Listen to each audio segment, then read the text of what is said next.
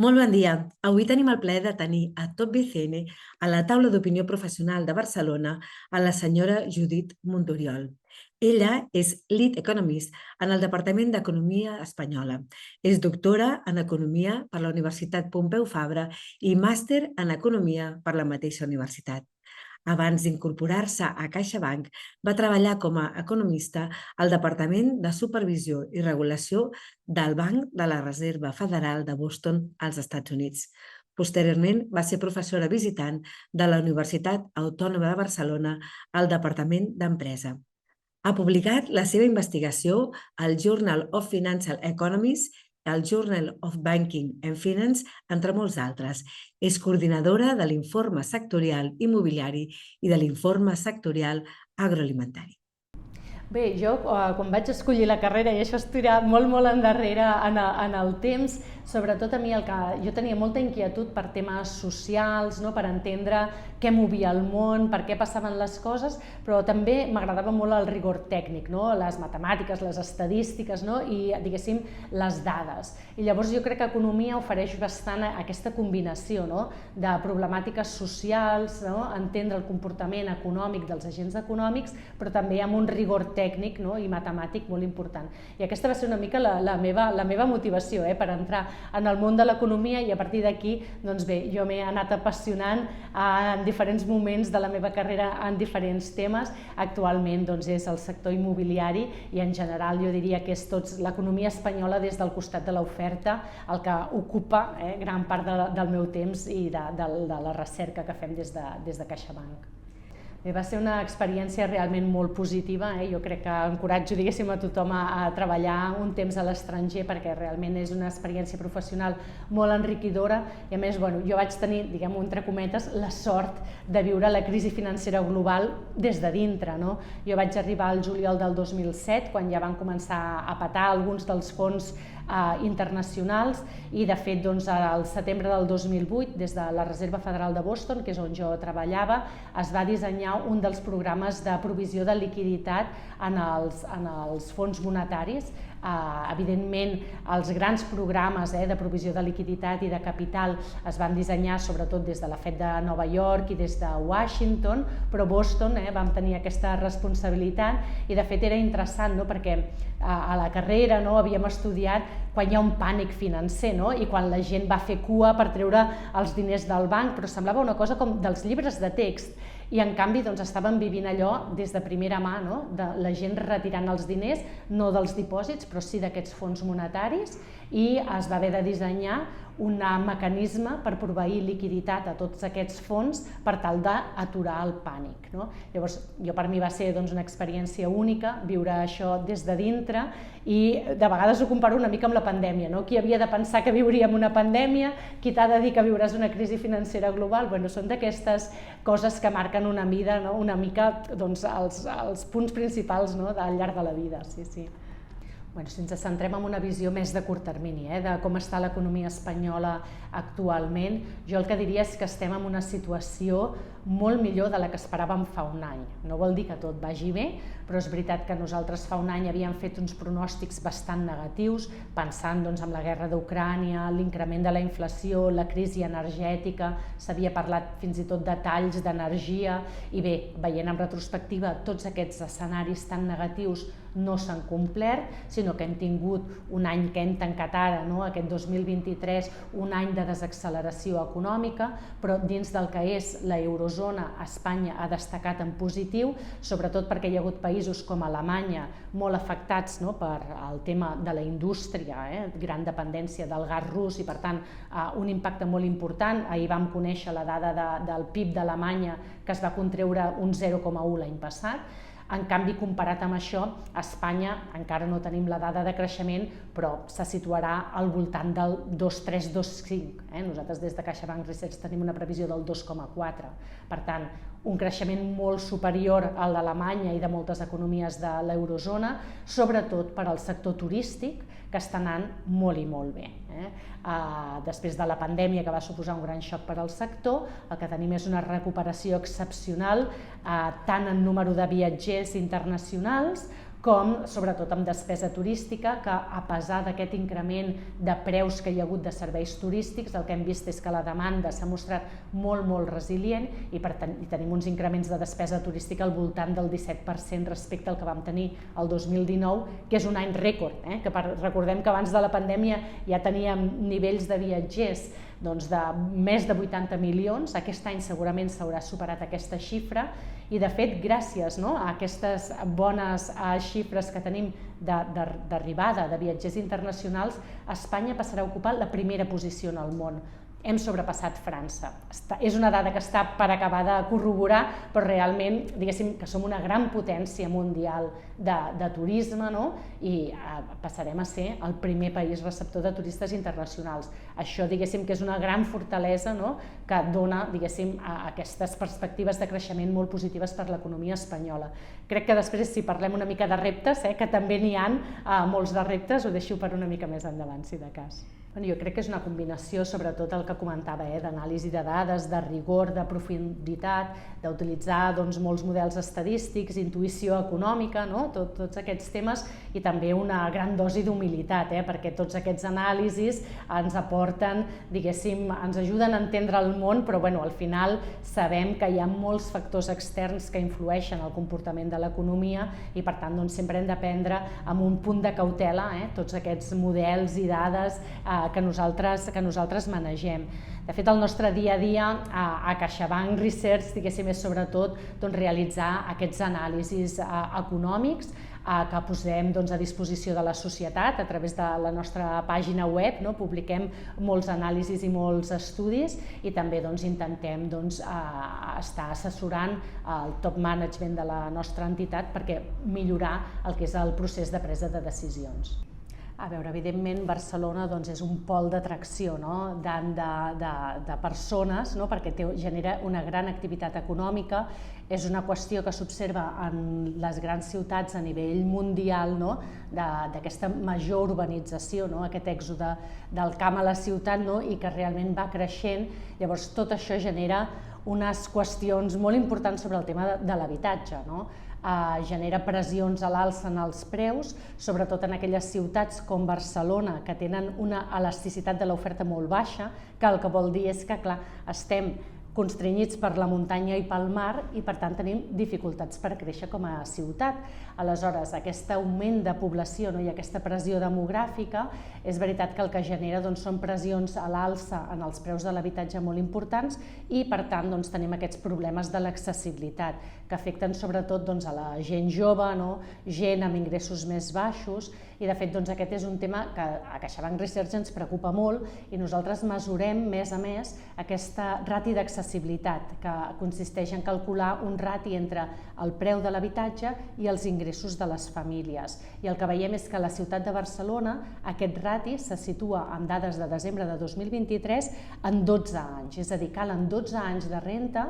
íntegra per accedir a un habitatge en Barcelona, que és molt més dels 8 anys que es necessiten pel conjunt de Catalunya, o els 7 anys que tenim pel total nacional. Per tant, això ja ens assenyala aquests problemes d'accessibilitat que van lligats sobretot a uns nivells salarials baixos, sobretot entre la població més jove i que té unes conseqüències importants per poder desenvolupar, per poder-se emancipar i per poder desenvolupar els projectes vitals de totes aquestes persones. Mira, doncs nosaltres mirant així una mica en retrospectiva, veiem un any 2022 on s'havien batut molts rècords, un sector immobiliari que estava en ple funcionament amb compraventes que van arribar a les 650.000 compraventes i veient la pujada de tipus d'interès que estava duent a terme el Banc Central Europeu, havien fet uns pronòstics bastant negatius per l'any 2023. Ara que ja hem tancat l'any, podem mirar en retrospectiva i el que veiem és que les xifres han sigut molt més positives del que nosaltres havíem vaticinat fa un any. És a dir, hem tingut una caiguda de compraventes a l'any 2023, però que serà propera al 10% i molt per sobre, encara tindrem en nombre de transaccions unes xifres molt més altes del que teníem el 2019. En preus, una història similar. quan a meitat de l'any 2022 el Banc Central Europeu comença a pujar tipus, vam veure una clara desacceleració en el ritme de creixement dels preus de l'habitatge, pensàvem que 2023 també seria un any de correccions de preus importants i en realitat no ha estat així, sinó que el que veiem és que amb dades del tercer trimestre sembla que el mercat s'ha tornat a reaccelerar. Per tant, hi ha hagut un impacte important de l'augment de tipus d'interès sobre el sector immobiliari, però ha sigut molt més moderat del que nosaltres havíem estimat. I això per què es deu? Doncs nosaltres pensem que hi ha molts factors que han sostingut el mercat immobiliari, sobretot destacar el bon comportament del mercat laboral, creació d'ocupació, generació de rentes per les famílies, entrada de molta immigració, una gran onada migratòria, i tot això hauria sostingut aquest mercat immobiliari també gràcies a una demanda estrangera que s'ha mantingut molt resilient en aquest 2023. I tot això ens porta a unes previsions pel 2024 també bastant positives, perquè hem tancat un 2023 millor del que esperàvem i per tant tenim un 2024 que, tot i que aquesta pujada de tipus d'interès tan important que hem tingut tindrà impacte en el 2024 i nosaltres preveiem una ralentització de compraventes i una ralentització en els preus de l'habitatge, però que serà més moderada del que anticipàvem anteriorment. Sobretot el tema de l'oferta, perquè el que veiem és que hi ha aquesta pressió migratòria, aquesta pressió demogràfica tan important i en canvi l'oferta li costa moltíssim de créixer. Llavors aquí és evident que hi ha moltes palanques que s'han d'activar, un tema de generació de sòl, un altre tema relacionat amb la velocitat de concessió de les llicències, o sigui, hi ha molts temes que és necessari posar sobre la taula i jo diria posar l'èmfasi en l'oferta d'habitatge assequible, que és la gran mancança que tenim actualment a la ciutat. Sí, clar, no és gens bona, diguéssim, quan hi ha tanta activitat legislativa com comentes, perquè genera aquesta situació de certa incertesa i això, incertesa regulatòria, i això no és gens amic dels nous projectes urbanístics, de les noves promocions immobiliàries i segurament una part d'aquesta oferta que dèiem que no acaba d'arrencar també pot estar lligada a tota aquesta incertesa, sobretot en quant al que és el tema de la regulació dels preus del lloguer. Ho vam tenir vigent aquí a Catalunya durant un any i mig i el que vam veure, hi ha alguns estudis publicats que sobretot aquest tipus de regulacions no són massa efectives en quant a controlar el preu del lloguer i de fet generen efectes, diguéssim, no massa desitjats, i és que aquells lloguers que estan per sota del nivell de referència tendeixen a convergir cap a dalt i per tant genera l'efecte de fet oposat del que s'intenta perseguir. Per tant, en aquest sentit, valoració de la llei de l'habitatge en l'aspecte que estem comentant ara, de regulació dels preus del lloguer, definició de zones tensionades, etc. Doncs vaja, no pensem que vagi a solucionar el tema de la falta d'oferta, sinó més aviat pot inclús incrementar aquesta problemàtica que tenim actualment, però és veritat que la llei també inclou altres aspectes, com per exemple que els habitatges protegits tinguin aquesta qualificació de forma indefinida, i això sí que pensem que és un aspecte molt positiu, perquè de fet a Espanya tradicionalment sí que s'ha construït molt habitatge de protecció oficial, la qüestió és que es dedicava en el mercat de compra-venda i que al cap d'uns anys perdia aquesta qualificació, i per tant ens trobem actualment en una situació d'un mercat d'habitatge social molt petit i molt reduït, mentre que si passem aquestes qualificacions, diguéssim, de caràcter indefinit, pensem que mica en mica sí que es podrà generar aquest habitatge. I un altre aspecte positiu a destacar, jo diria el tema dels incentius fiscals. Incentius fiscals per a aquells lloguers que es fan per sota de mercat, i pensem que aquest és un camí molt més eficaç, donar incentius en aquell tipus de resultats que un vol perseguir en comptes de limitar o castigar, diguéssim, determinats comportaments. Per tant, aquest seria un altre aspecte positiu de la llei. Vaja, jo crec que el col·lectiu és primordial, sobretot en un mercat on jo crec que moltes vegades hi ha un cert desconeixement, sobretot de cara al particular, sobre quines són les regulacions, quines són les obligacions, i crec que el col·lectiu API exerceix una funció primordial en aquesta millora de la transparència, d'aportar professionalitat en un mercat que necessita de tota aquesta major informació i coneixement. Per tant, sí crec que exerceix una funció realment important, sí. Sí, jo crec que aquesta és una qüestió realment molt interessant que plantegeu, perquè en realitat quan parles tant amb arquitectes com amb promotors, com amb constructors o el col·lectiu API o fins i tot de la part del consumidor, jo crec que hi ha un diagnòstic compartit de quins són els principals reptes del sector immobiliari. Un d'ells ja l'hem comentat, que és aquesta problemàtica de l'accessibilitat a l'habitatge, també altres qüestions com la dificultat per trobar mà d'obra qualificada i atreure talent jove en el sector, també la necessitat que tenim imperiosa d'impulsar la rehabilitació d'un parc d'habitatges que s'està quedant envellit, obsolet i amb unes, diguéssim, mancances energètiques molt importants. Per tant, jo crec que el diagnòstic entre tots els actors que participen en el sector immobiliari és molt compartit i, per tant, que hi hauria lloc a que es pogués crear un fòrum on es poguessin compartir aquestes inquietuds i buscar solucions comunes a un problema que, diguéssim, afecta a tots els actors de forma molt similar. Bé, la globalització, aquí sí agafem una perspectiva àmplia de l'economia espanyola, o sigui, la transformació que ha patit en els últims anys ha sigut extraordinària, de ser una economia més aviat tancada o poc oberta a l'exterior, doncs hem tingut una explosió del que són les exportacions, estem incrementant any rere any i fins i tot ara actualment que hi ha una ralentització del comerç mundial, doncs Espanya té un comportament diferencialment positiu, per tant estem tenint un bon comportament, per exemple, de la balança per compte corrent de l'any 2023 per sobre del 2% del PIB, o sigui, realment dades molt positives, i aquí jo diria que al darrere de tot això hi ha un teixit productiu que ha canviat molt. Hem guanyat en competitivitat, evidentment, per poder vendre en els mercats exteriors has de ser molt competitiu, hem diversificat molt el tipus de productes que exportem. Abans he parlat molt del turisme, però evidentment si mirem la balança, per exemple, de serveis, no només venem turisme, diguéssim, no només exportem turisme, sinó molts serveis d'alt valor afegit, com consultoria, per exemple, i quan entrem a la balança de béns el que veiem és que també ens estem diversificant i també sobretot l'ampliació de mercats, tot i que la Unió Europea segueix sent, evidentment, el nostre principal mercat és el mercat més proper i més natural, compartint moneda única, però estem cada cop exportant més a països més llunyans. Per tant, realment formem part de tot el que es diu aquest fenomen de la globalització i Espanya, en general, ha sortit molt beneficiada de tot aquest procés. Bé, jo crec que és primordial de basar-te en temes, diguéssim, per poder fer aquests anàlisis. Per exemple, hem comentat ara la globalització, seguir les publicacions acadèmiques, el que fa aquestes persones que estan realment especialitzades en tots aquests temes. Nosaltres som una casa més d'anàlisi, de vegades no podem entrar en profunditat en tots aquests temes i per tant ens nutrim molt de la recerca acadèmica per poder, diguéssim, fer les nostres valoracions dels diferents temes. Bé,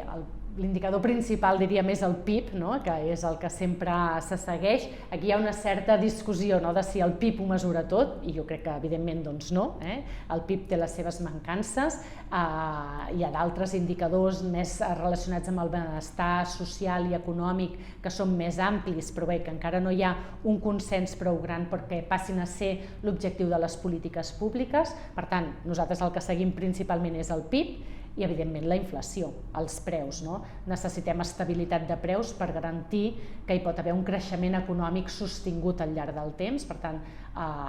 inflació seria el següent indicador, i després indicadors de mercat laboral, de creació d'ocupació, taxa d'atur, són els indicadors principals que nosaltres seguim, però també balança per compte corrent pels desequilibris externs, indicadors de mercat immobiliari, com és en el meu cas, de turisme, o sigui, és un ventall molt ampli d'indicadors que nosaltres seguim per treure una mica el pols de l'economia, de com està evolucionant i poder, a partir d'aquí, prendre decisions, com dèiem, més informades sobre el devenir futur de la nostra economia. Bé, el que és l'adopció de la intel·ligència artificial, diguéssim que és un procés, com sabem, de totes aquestes tecnologies tan disruptives, que una cosa és la potencialitat que tenen, l'altra és que estiguin tenint actualment un impacte que ja puguem veure. És veritat que cada cop hi ha més empreses que l'estan adoptant, sobretot per tasques, jo diria potser encara més petites, o automatitzant determinats processos i així, però encara no podem parlar d'una adopció generalitzada del que és la intel·ligència artificial i sobretot aquesta nova, la generativa. Llavors, aquí hi ha diferents estudis, per tant, diguéssim, observar-ho en la realitat encara no ho tenim, el que podem fer és dissenyar escenaris de futur, amb una adopció més generalitzada d'aquesta tecnologia, quins impactes pot tenir. Fa pocs dies, en el Fòrum Mundial de Davos, el Fons Monetari Internacional ha presentat un estudi en aquest sentit, dient que les economies avançades fins a un 60% dels treballs, dels llocs de treball podrien estar afectats per l'adopció d'aquestes tecnologies, i el que té de diferencial és que en anteriors revolucions tecnològiques solia haver-hi una diferenciació, que era aquells llocs de treball més qualificats quedaven relativament protegits de la nova tecnologia i sobretot eren tecnologies que reemplaçaven treballadors menys qualificats. Aquesta nova revolució no és així, sinó que hi ha treballadors molt qualificats. Per exemple, es posa sovint l'exemple dels programadors, que amb la intel·ligència artificial poden ser més fàcilment reemplaçats i per tant és un impacte molt més ampli en el mercat de treball. Jo soc bastant positiva pensant que en les diferents revolucions tecnològiques que hi ha hagut, quan un mira la història, sempre hi ha hagut un reemplaçament, però moltes vegades el que ha generat la nova tecnologia és nous llocs de treball, que ara fins i tot potser no podem ni imaginar, però es generaran noves ocupacions, noves necessitats. Aquí sobretot la qüestió és si aquesta tecnologia serà més aviat substitutiva de treball o complementària amb els treballs, amb les persones. Jo crec que moltes vegades hem d'entendre la intel·ligència artificial com aquest factor que incrementa la productivitat dels treballadors, que complementa les nostres tasques, fa que siguem més productius i que per tant es generi majors ingressos, major benestar. És veritat que al mateix temps, i això també ho alerten tots els estudis, el Fons Monetari Internacional aquests últims dies, els efectes redistributius que té, perquè no afecta a tothom per igual i per tant és molt important regular l'adopció d'aquestes tecnologies, que els beneficis no quedin en mans de pocs. Es preocupa que siguin aquestes grans tecnològiques les úniques beneficiades i que el que és la bretxa de productivitat entre les empreses grans i les petites es pugui ampliar i per tant és important regular aquest tipus de tecnologies perquè els beneficis quedin distribuïts per tota la societat. Mira, per 2024, des de CaixaBank Research tenim unes previsions. Per una banda, quan ho comparem respecte a 2023, seria de desacceleració, perquè encara tenim certs factors que han impulsat molt el mercat immobiliari i per 2024, amb l'alça dels tipus d'interès que hem tingut en el darrer any, que això té uns efectes retardats sobre el mercat immobiliari, pensem que hi haurà una certa desacceleració tant en nombre de compraventes com en el preu de l'habitatge, però en canvi, si ho mirem des de la perspectiva de dir, home,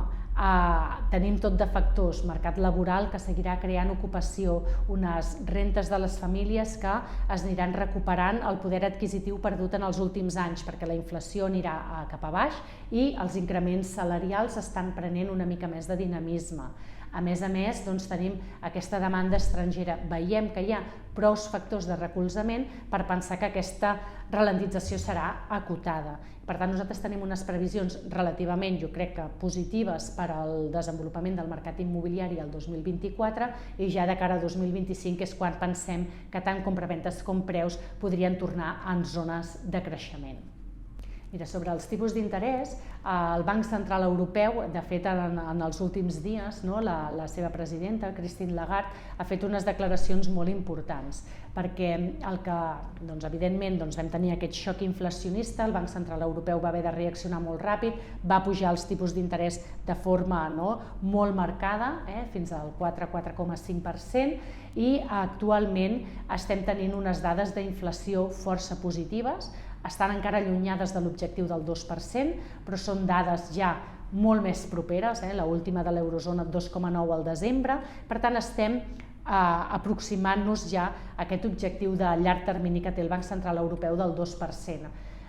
La qüestió és que els mercats han vist aquestes dades d'inflació més positives del que esperaven i de sobte han passat a descomptar que el Banc Central Europeu començarà a baixar tipus de forma molt ràpida i segurament prematura. Nosaltres des de CaixaBank Research tenim una visió una mica, diguéssim, de major cautela. Pensem que, evidentment, 2024 sí que, si no hi ha sorpreses, si no tenim noves sorpreses,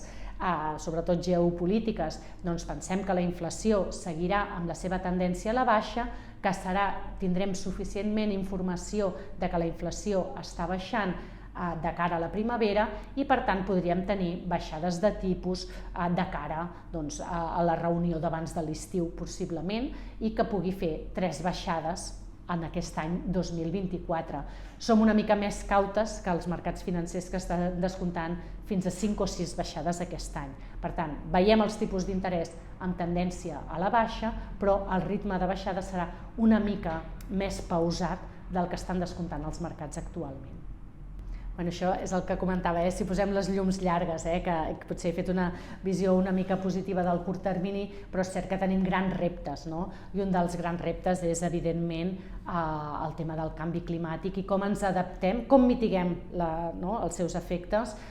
i com ens adaptem en aquestes noves situacions. I això, diguéssim, que és un repte, diguéssim, en tots els àmbits. Jo que em miro més l'economia espanyola des del costat de l'oferta, doncs tots els sectors d'activitat realment es veuen afectats per aquest canvi climàtic i necessiten adaptar-se a aquesta nova situació. Per exemple, en pocs dies publicarem una anàlisi de sector turístic en el qual nosaltres hem mirat, perquè de fet el que pensem és que ja hi ha aquest canvi, tot i que pensem que això és una cosa de llarg termini, en realitat els impactes ja els podem veure actualment.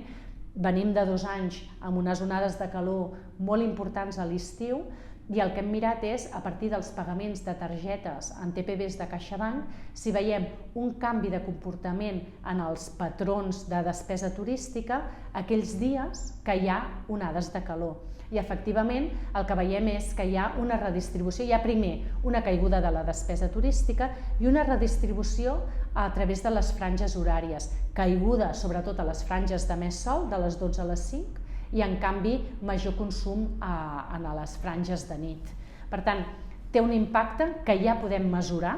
i per tant la necessitat imperiosa del sector turístic en aquest cas d'adaptar-se en aquesta nova situació de temperatures més extremes, invertint en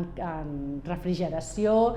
canviant l'oferta turística, activitats potser més orientades a la vespre nit i no al mig del dia, o sigui, això té canvis i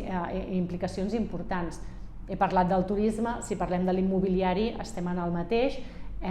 necessitat de la rehabilitació dels habitatges, aïllament tèrmic i fer habitatges molt més eficients energèticament.